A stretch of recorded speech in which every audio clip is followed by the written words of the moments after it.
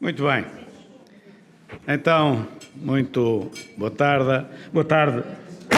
E, portanto, aqui vou fazer ao contrário. Muito boa tarde a todos e a todas, porque aqui é ao contrário. Normalmente é senhoras e senhores. Aqui são todos senhoras, tem que fazer ao contrário. Senhores e senhoras, não é? Não é? Portanto, muito boa tarde a todos e a todas, não é? Ou muito boa noite já. Agradecer o convite da Lina Lopes e agradecer naturalmente a paciência que tem para estar aqui e para me ouvir. Aqui agora já nem sei, há uns anos atrás, quando isto começou, questionava-me a mim próprio se fazia algum sentido haver cotas, não é, para as listas e tal. Porque parecia que era um bocado menorizar as mulheres, que era precisam de cotas para... Hoje, envolvidos estes anos, eu devo confessar que sou favorável às cotas, e isso realmente não diminui a mulher, porque a sociedade está organizada de uma tal forma que se nós realmente não forçarmos um bocado, a inércia não vai nesse sentido, vai exatamente no sentido contrário. Isto tem aspectos de ordem cultural. Portanto, nós temos de forçar um bocadinho. E, sem exageros, eu acho que esta proporção 2:1 está bem, porque há ideias para o 50-50, eu acho que não é preciso chegar a esse patamar. Não sei se isto é para durar sempre, não sei, mas se calhar daqui por 30 anos, se houver cotas, já é ao contrário, já estão a defender de uma tal forma que os homens também estejam nas listas. Não sei.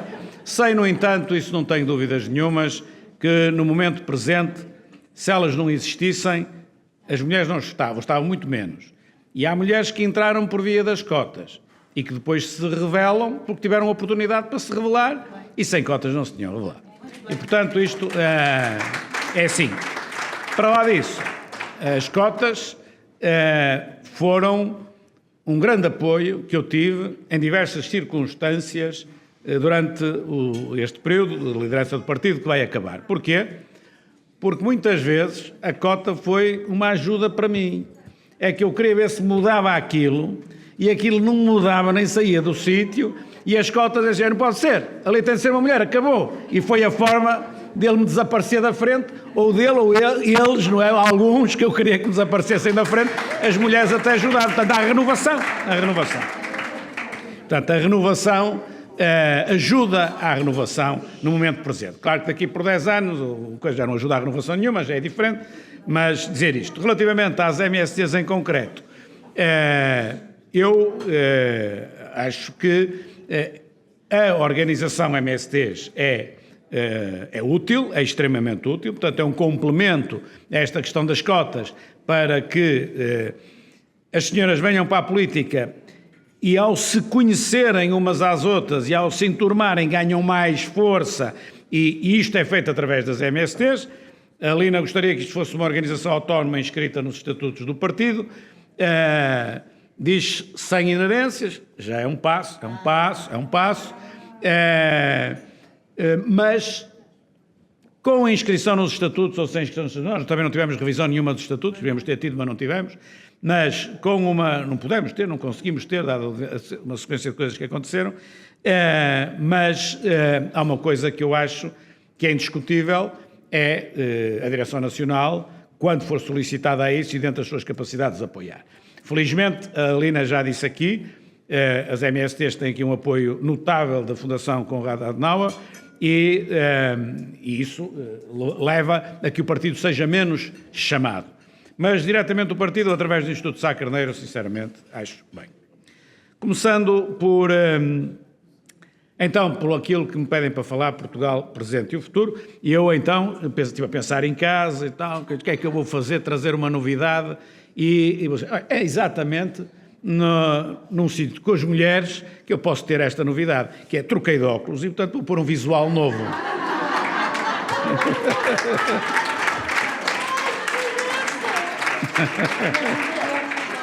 E, portanto, está a ver?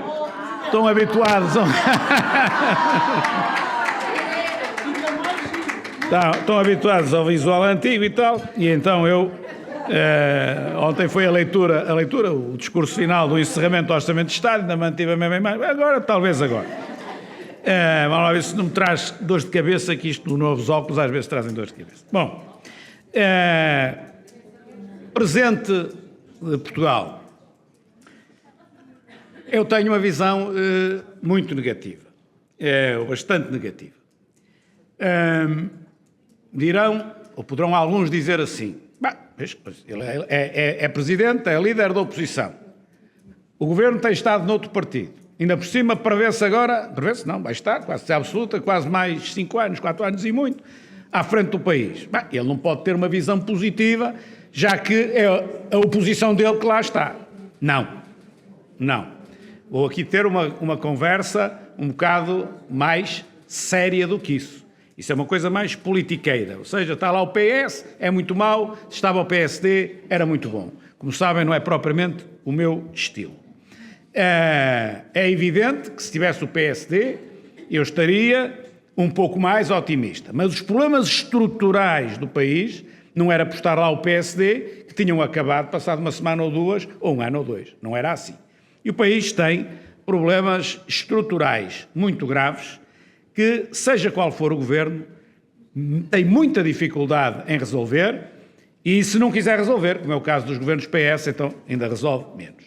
Nós celebramos há pouco tempo os 48 anos do 25 de Abril. Portanto, 48 anos, quase meio século após a Revolução. Qual é a principal marca do 25 de Abril? Já sei. Politicamente correto é dizer assim, a democracia, a liberdade, não sei o quê. Não estou a falar do 25 de Abril de 1974. Estou a falar do 25 de Abril do ano 2022. 2021, 2022, 2023, desta altura. Qual é a principal marca? Para mim, a principal marca, a minha principal preocupação, que é melhor assim que eu quero dizer, é o descrédito da vida política. Aquilo que eu entendo como o problema estrutural mais forte ligado ao 25 de Abril, ou seja, ao regime que nasceu em 25 de Abril, aquilo que para mim é a maior preocupação, quase 50 anos depois, é nós termos outra vez a classe política em descrédito, tal como tínhamos em 71, 72, 73. Descrédito porque a maior parte das pessoas dizem que os políticos não são sérios, os políticos mudam imenso, mas não são sérios, não falam verdade, não têm credibilidade. Se nós formos perguntar a B, C ou D, todos dirão, não, há alguns com credibilidade e outros sem credibilidade. Mas a onda global é que quem está na política não tem credibilidade, independentemente de se achar que há exceções de pessoas que têm credibilidade. E isto é gravíssimo em termos daquilo que é a situação do país do ponto de vista global. Estou a falar para um auditório pequeno, posso ter uma intervenção despreocupada e um pouco mais inteligente do que estar aqui aos gritos para ver se depois na comunicação social não deturpam aquilo que eu estou a dizer. Aqui é mais à vontade e as pessoas, com um número mais reduzido de pessoas, pode ser mais inteligente, porque somos todos mais inteligentes quando estamos assim em ambiente mais restrito. E então o que é a credibilidade? Eu tenho pensado, pensei bastante, a pessoa é credível, a outra não é credível. O que é que eu estou a falar? O que é a credibilidade? Para mim, a credibilidade é uma soma, como se fosse matemática, não é bem matemática, uma soma. E é a soma de 3 fatores. A seriedade, a competência e a coragem. Podem escrever aí num papelinho, depois vão para casa e com o tempo vão pensando se eu estou a dizer bem, ou se falta aqui alguma coisa, ou se há alguma aqui que não é importante. Para mim, a credibilidade é o conjunto destes 3 fatores. Seriedade.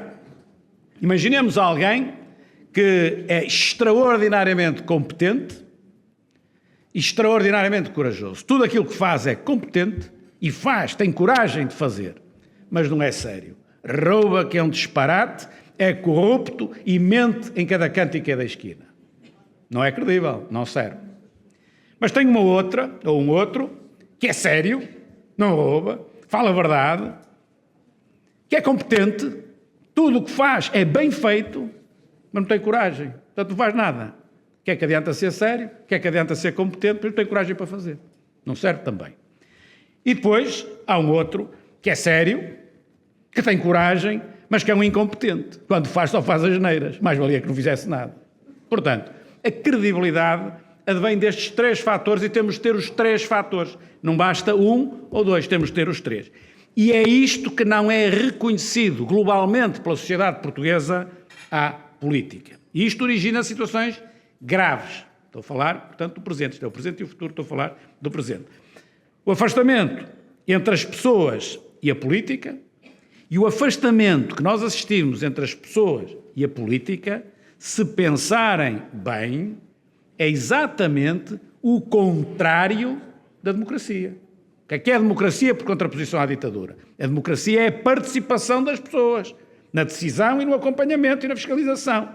Se nós evoluímos para uma situação em que as pessoas se afastam da política, nós estamos no sentido contrário à democracia. Não é? Na ditadura é que há meia dúzia que tratam de tudo e os outros não participam. Na democracia participa-se. Ora, se está a participar menos e a fugir da vida política, é mau. Por essa razão nós temos menos portugueses disponíveis para estar na vida pública. Se temos menos portugueses disponíveis para estar na vida pública, nós temos menor qualidade dos agentes que estão na política. Porque o leque de escolha é menor. Se o leque de escolha, o universo da escolha é menor, a qualidade é inferior. Se a qualidade é inferior, a capacidade de resolver os problemas é também inferior, precisamente porque as melhores não estão, ou dos melhores estão muito poucos. E isto origina partidos políticos muito desacreditados na vida pública nacional. E os partidos políticos são um pilar importantíssimo do regime. E, portanto, é gravíssimo quando os partidos políticos estão desacreditados, e eu diria que estão bastante desacreditados, porque as pessoas os conhecem mal, porque se conhecessem bem estavam ainda mais desacreditados do que já estão, e, portanto, isto, objetivamente, é um outro constrangimento quando estamos a falar de instituições que são decisivas para escolher quem faz, quem diz, quem anda para a frente ou não anda. E quando o político, e esta é a parte mais grave, quando o político está desacreditado, ou quando a política está desacreditada, ela fica enfraquecida. O seu poder na sociedade é obviamente menor, porque não traz agarrada à credibilidade que lhe pode conferir a força para governar no sentido correto. E isto leva àquilo que é o principal problema, talvez agora, e que faz depois ter fenómenos de ordem política que vão já perceber naquilo que eu vou dizer. Os interesses minoritários, interesses corporativos, interesses individuais, interesses setoriais, em muitas circunstâncias, passam a ter mais força do que aqueles que querem defender o interesse coletivo.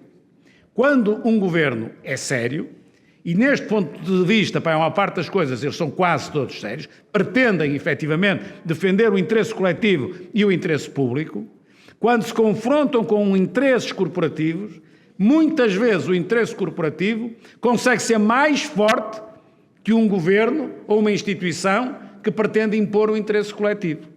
Interesses pequeninos e minoritários, muitas vezes, cada vez mais, se conseguem impor. Quer, portanto, isto dizer que é também o contrário da democracia. Porque a democracia pressupõe que se faz aquilo que é da vontade e do interesse maioritário, respeitando o interesse minoritário. O contrário, impor o minoritário àquilo que é maioritário, é contrário à democracia. Isso acontece na ditadura. Interesses minoritários é que interessam. O maioritário não interessa para nada. A democracia é exatamente o contrário. Ora, quando o poder político está enfraquecido, não tem, portanto, força para impor aquilo que é do interesse público e interesse maioritário, quando em confronto direto com o interesse setorial, nós temos a democracia enfraquecida.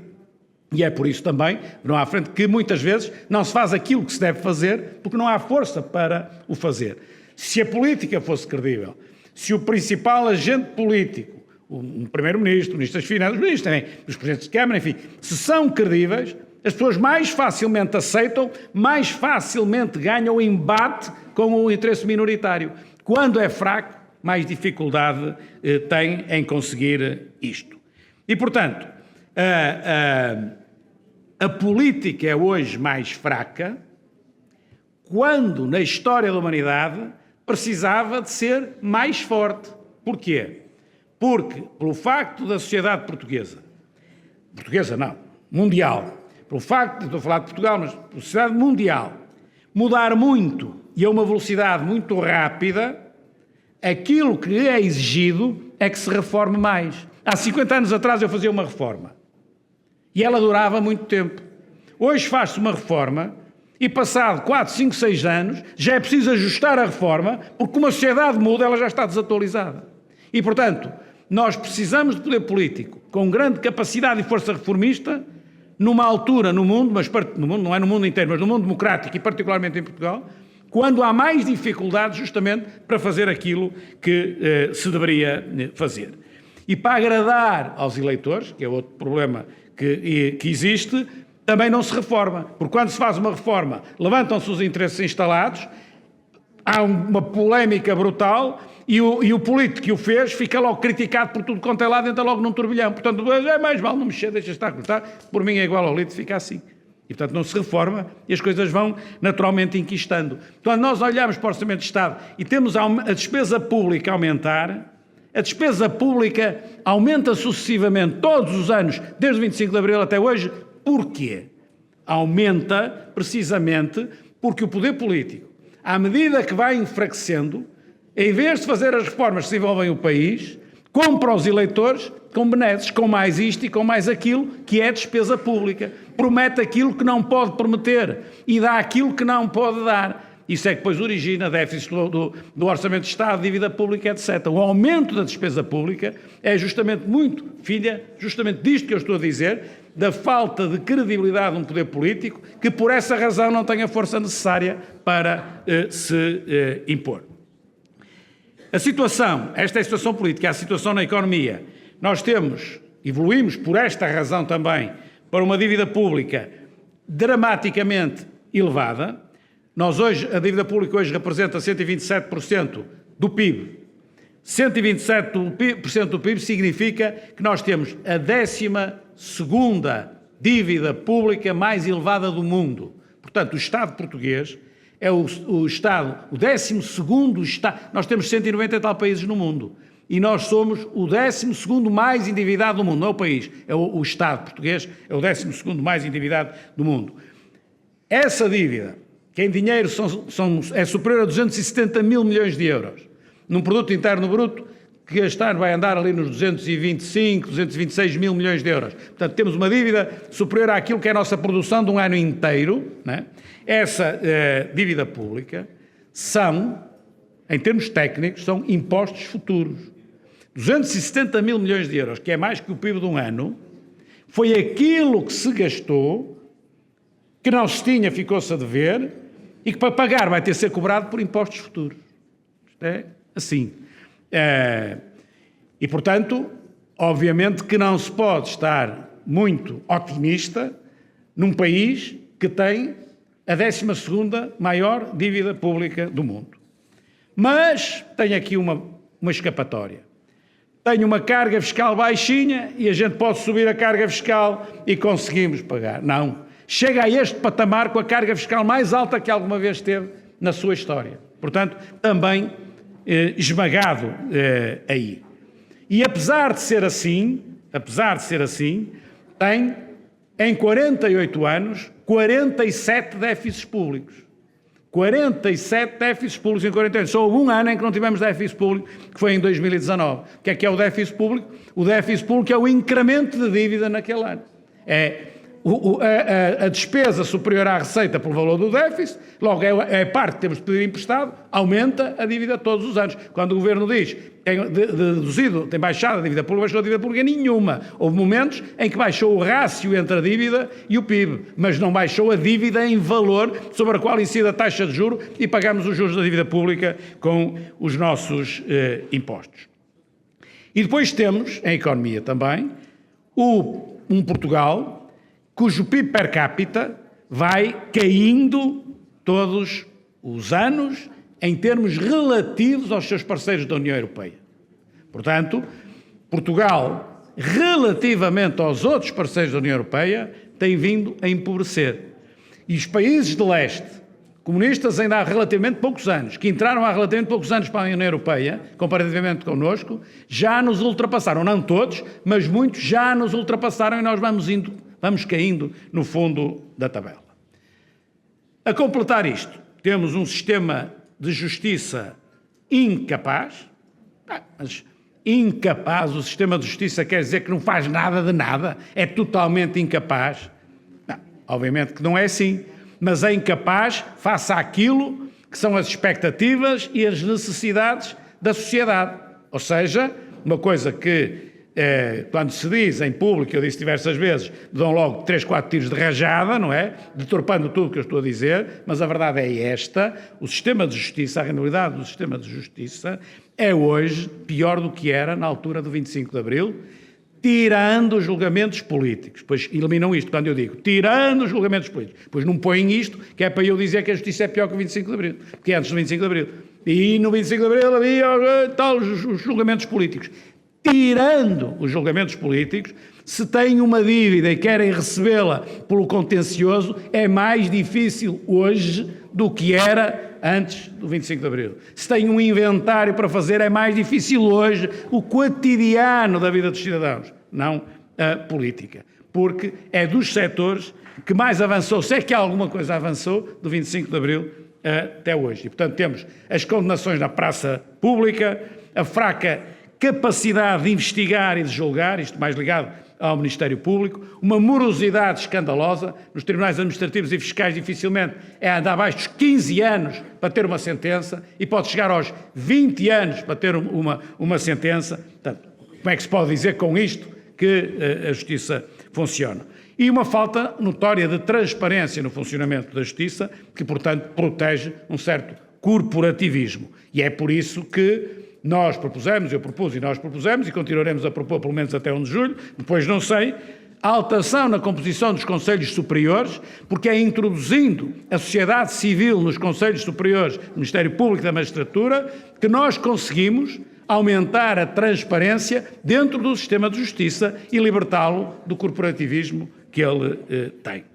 Portanto, terminando o presente, que eu também podia dizer, naturalmente, aqui, algumas coisas boas e positivas do presente, não é tudo mal, mas aquilo que eu venho dizer é aquilo que mais me preocupa e sobre aquilo que mais temos de atuar se quisermos um futuro melhor para o país. Porque se nós não quisermos um futuro melhor para o país, esquecemos isto, falamos só do que é bom, isto vai piorando e a coisa vai piorando também. A sociedade mudou muito, nada é eterno, tenho dito isto muitas vezes, não há nada que seja eterno na nossa vida, nada, rigorosamente nada. E, portanto, porquê é que os regimes políticos haviam de ser eternos? Esta é que é a minha pergunta. Se na nossa vida nada é eterno, tudo tem um princípio e um fim, como é que o regime político é a única coisa que é eterna? Não é eterno, desgasta-se como tudo mais se desgasta nesta vida. Porque o regime é tal como todos nós somos nós e as nossas circunstâncias. Sou eu e depois perante cada circunstância eu ponho-me lá e atuo em função da circunstância. O regime político é ele e a sua circunstância que é o meio envolvente, que é a sociedade. Ora, a sociedade nestes 50 anos mudou brutalmente e o regime quase não mudou. Portanto, não está adaptado àquilo que são as novas circunstâncias. E, portanto, a desintonia que acontece tem justamente a ver com o facto de, ao longo do tempo, não se ter feito as reformas necessárias para atuar de tal maneira que o regime ficasse mais próximo daquilo que é a sua circunstância, que é a sociedade em que vivemos e que é muito diferente da que tínhamos em 74, 75 ou 76. E por isso o problema que aqui está é que a capacidade de resposta que hoje temos no regime para resolver os problemas da sociedade e das pessoas, que são muito mais complexos do que aquilo que eram antigamente, é hoje muito menor por força daquilo que eu estou a dizer. E é por isso que crescem os extremismos, neste caso à direita. Os extremismos à direita, que crescem pela Europa toda, em Portugal também, não têm a ver, a culpa não é do partido extremista de direita, nem das pessoas que lá votam. A culpa é nossa. Enquanto não dissermos que a culpa é nossa, eles vão crescer, nós vamos diminuir. Esta é que é a questão de fundo.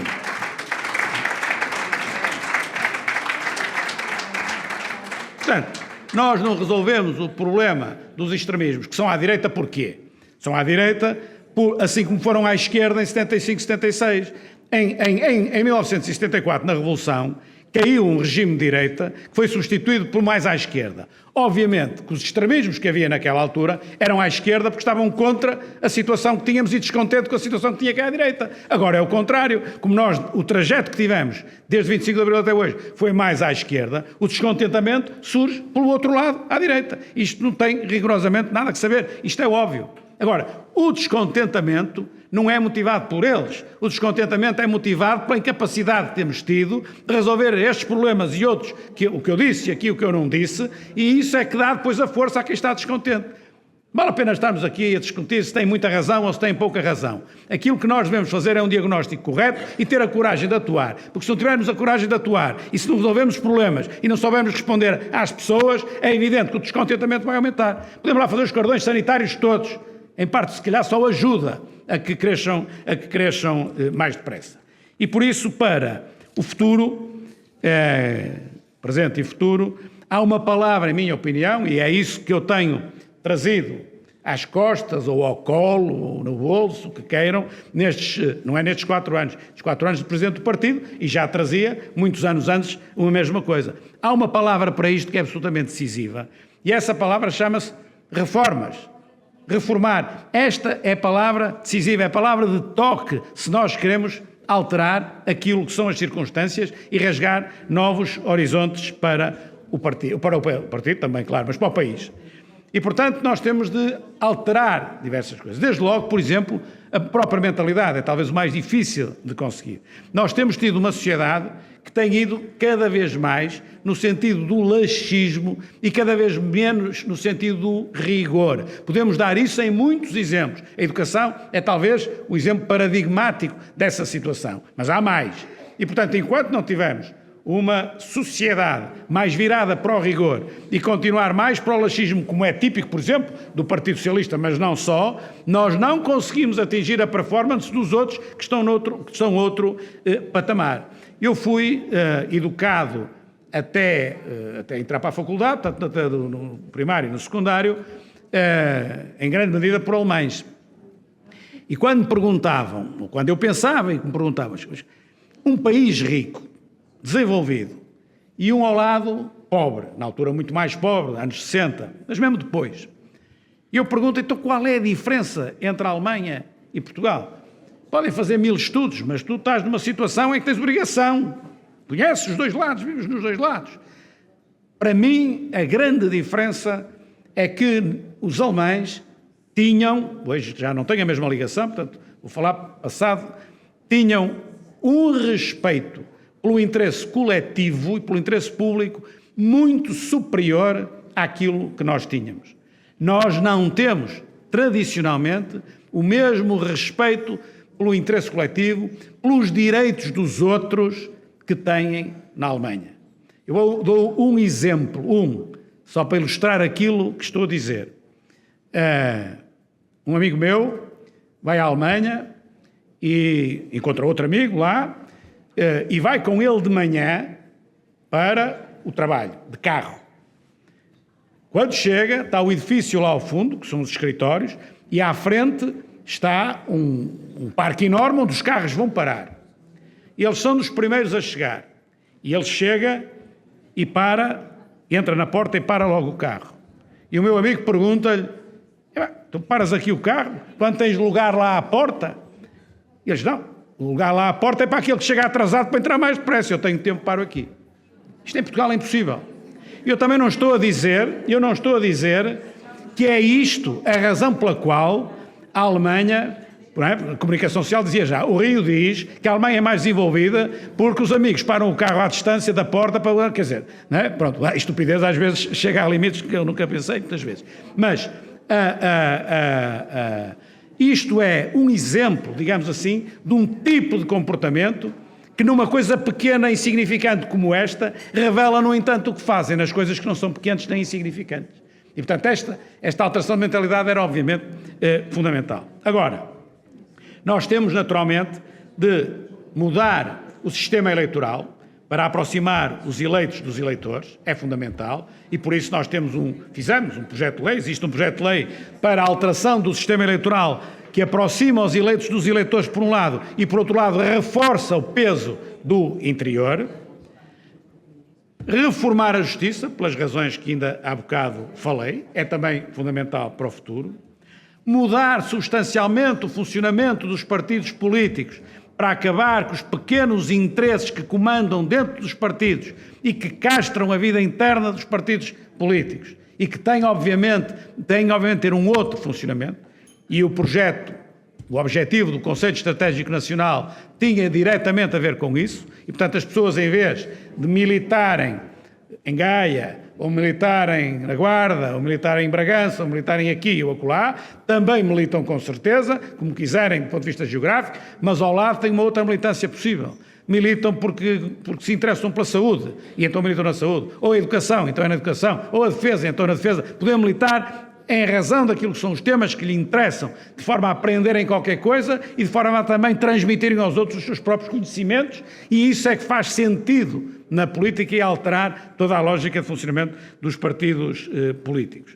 A reforma do Estado, em que é preciso reformar o Estado no seu funcionamento. Se nós quisermos alterar a despesa pública, a dívida pública, tudo isso, nós temos de ser capazes de reformar o Estado do ponto de vista do seu funcionamento administrativo e depois reformar o Estado do ponto de vista do seu funcionamento e da sua governabilidade, e isso aí é vital, a descentralização, que pode ou não ser regionalização, uns serão a favor, outros serão contra, e eu poderei ser a favor ou contra consoante a solução que for adotada. Mas a descentralização é de tudo o que se possa pensar aquilo que mais pode revolucionar a forma de governar em Portugal e, portanto, de aproximar, como digo, os eleitos dos eleitores, ou aproximar as pessoas da vida política e aumentar a eficácia da governação, inclusive dos serviços.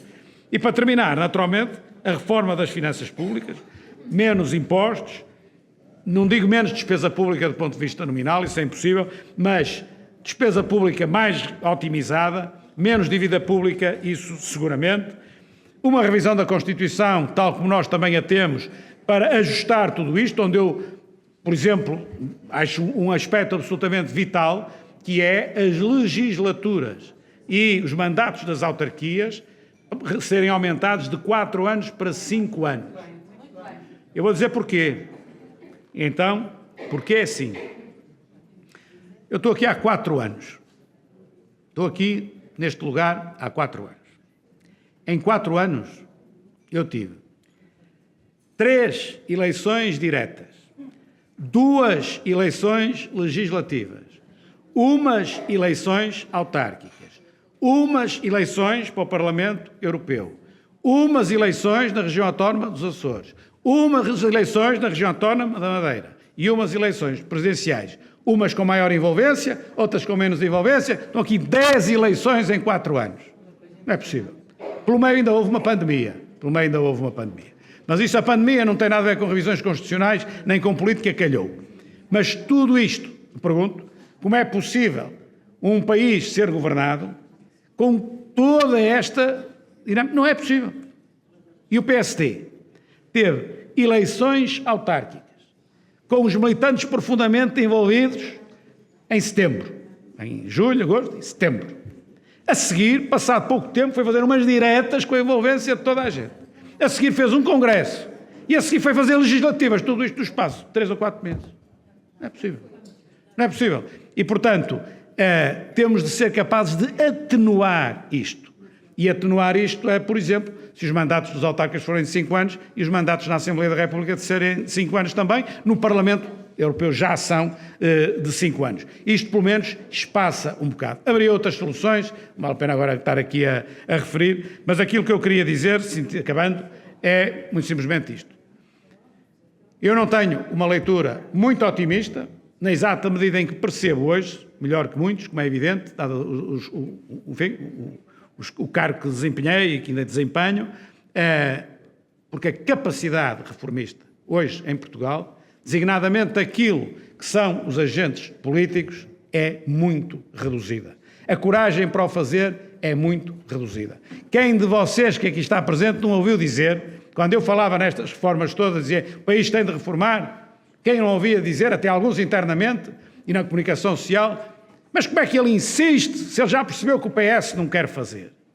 Isto é a coisa, eu acho que vou dizer, é um bocado difícil ser mais estúpido, dizer uma coisa mais estúpida do que esta, mas eu digo isto porque o PS quer ou não quer. Eu digo porque o país precisa disto. O que é que me interessa a mim se o PS quer ou não quer? Se não quer, eu tenho de arranjar a forma de ver se eles querem. Mas não é por eles não quererem que o país deixa de precisar. O país tem de se reformar, tem de se modernizar e tem de haver coragem para fazer isso. Obrigado.